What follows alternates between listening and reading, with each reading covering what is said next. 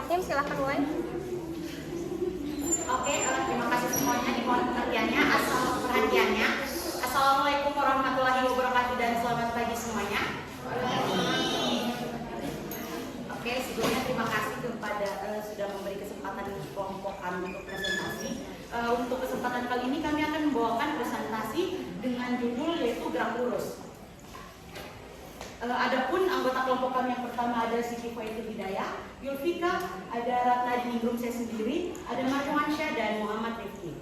Oke, saya jelaskan sedikit apa sih gerak lurus itu. Gerak lurus adalah gerak benda yang lintasannya berupa garis lurus atau lintasan yang relatif lurus pada selang waktu tertentu. Nah, gerak lurus ini juga ada terbagi dua, yaitu ada gerak lurus beraturan yang merupakan gerak suatu benda pada lintasan lurus dengan kecepatan yang konstan.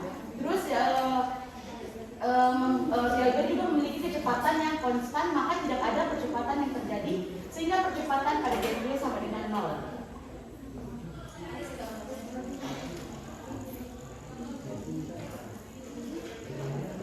Adapun alat dan bahan yang kami gunakan pada percobaan ini, yang pertama adalah statif dan incline sederhana, yaitu ini.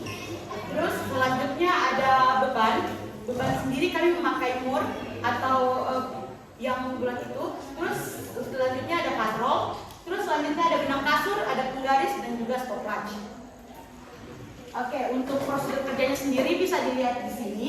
Mungkin sedikit saja saya jelaskan ya teman-teman. Jadi prosedur kerjanya itu yang pertama kita itu merangkai alat. Nah, alat yang kami gunakan mungkin sangat sederhana. Jadi tidak memakan waktu yang banyak. Jadi ini pada statif ini nanti katrolnya itu akan ditempelkan di sini. Nah, ini yang tanda-tanda hitam ini adalah pertanda jarak. Nah, karena kan kami ingin mengukur jarak dengan waktu, hubungan antara jarak dan waktu. Jadi kita tandakan dulu nanti berapa yang akan kita jarak berapa saja yang akan kita data seperti itu. Nah, setelah katrolnya nanti kita taruh di sini, nanti benang kasur dengan bebannya itu akan kita taruh di sini. Nah, bebannya itu nanti diikat di ujung-ujung benang kasur tersebut.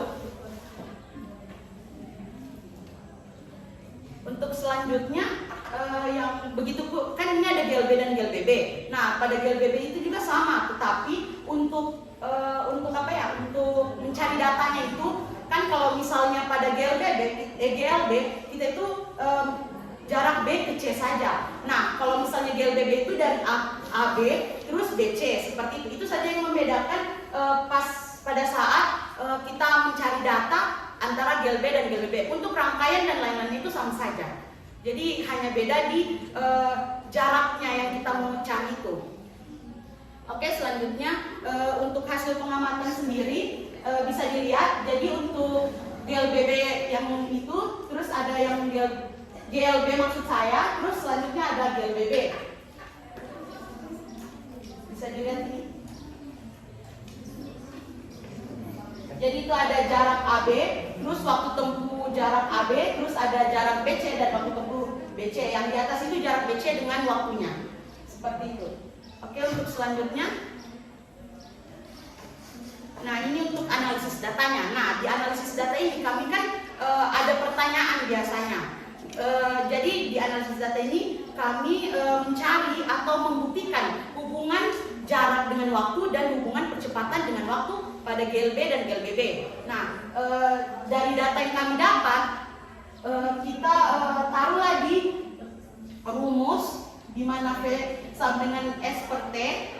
Bisa dilihat itu pada perlakuan 1 hasilnya adalah 0,23 meter per sekon, perlakuan 2 ada 0,25 meter per sekon, dan perlakuan 3 ada 0,27 meter per sekon. Itu untuk GLB. Nah, untuk selanjutnya pada gerak lurus berubah beraturan, itu kan kita mencari hubungan percepatan dengan waktu. Nah, bisa dilihat. Jadi dengan mendapatkan kecepatannya 0,23 meter per sekon, jadi percepatannya dapat itu 1,21 meter per sekon kuadrat. Nah, itu juga pada perlakuan 2 dan selanjutnya. Dan ini untuk perlakuan ketiga. Nah, dari hasil pengamatan yang diperoleh pada gerak lurus beraturan, hubungan antara jarak dan waktu itu berbanding lurus.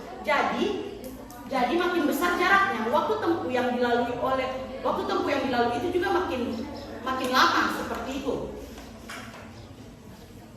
Waktu tempuh yang makin lama untuk sampai ke titiknya itu, seperti itu. Nah, sedangkan jika jaraknya dekat, maka waktu yang diperlukan oleh beban untuk sampai ke dasar itu akan semakin cepat, seperti makanya dia berbanding lurus hubungannya. Itu sudah menjawab pertanyaan yang bagian pertama tadi, hubungan antara jarak dan waktu. Terus selanjutnya pada GLBB tadi, hubungan antara jarak dan waktu yang berbanding lurus, di mana semakin besar jaraknya, maka waktu yang diperlukan oleh beban sampai ke dasar akan semakin lambat. Sedangkan jika jaraknya dekat, maka waktu yang diperlukan oleh beban untuk sampai ke dasar semakin cepat, seperti itu. Jadi mungkin itu saja dari kelompok saya. Terima kasih, Pak.